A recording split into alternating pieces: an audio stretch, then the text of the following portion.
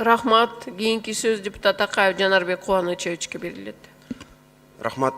Мадем Мусаевич, айтсаңыз, мына эне баланы коргоо боюнча мына Бишкекте жанагы перинаталдык борбор курулуш келе кошумча. Ошо эмне болуп атат азыр? Урматтуу Жанар Кубанычевич, ал жерде бүгүнкү күндө здания бүтүп калды, имараты. Эми здания бүткөндөн кийин бул жерде немистерде кичине мындай спецификация, требованиялар бар экен. Здания бүткөндөн кийин анан оборудованияга тендер объявить этебиз. Бул жерде 11 миллион тегерегинде, анан ал жерде тактап айтканда 8 миллион 490 миң евро каралган. Ошол перинатальный центрге эне жана баланы улуттук коргоо борборунун перинаталдык борборуна.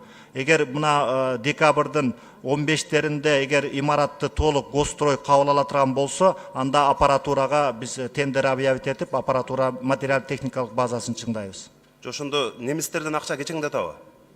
Түшүнбөй калдым. Немистер тараптан акча кечигип атабы? Жок, немистерден акча кечиккен жок. Бул жерде акча, бул жерде эмес.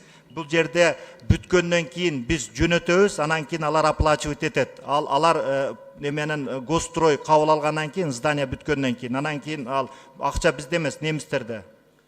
Эми мен айтып коюшум керек. Ошол сыяктуу маанилүү, конкреттүү иштер боюнча жаңы министр Космос Чолпонбаев аябай кечиктирип атат. Ратификация жок. Мына менин колумда турат, мына ушул немис өнүктүрүү банкы бизге даяр акчаларды беребиз деп атат. Бирок ушу министрлик элементарно алардын катына жооп бербеген үчүн биз миллиондогон гранттардан кол жууган турабыз. Мына бул жерде аларда турат. Актларды макулдашуу боюнча, аткарылган иштер боюнча биздин министрлик маалыматты убагында бербейт дейт. Турат.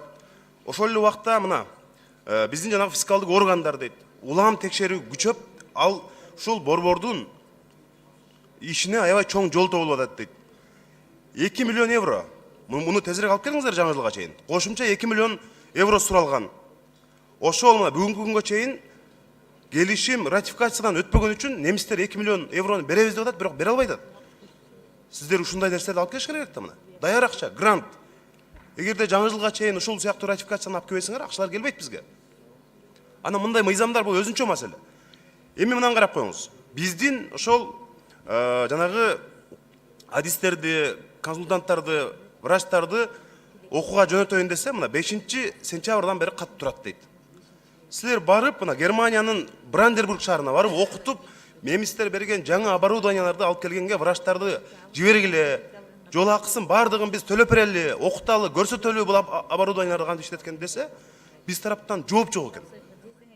Эми мындай мыйзамдардан мурун ошолорду алып келиш керек да мен. Барыш элек турабы азырга чейин? Азыр Жанар Кубанычевич барып келишти. 7 адам барып келишти.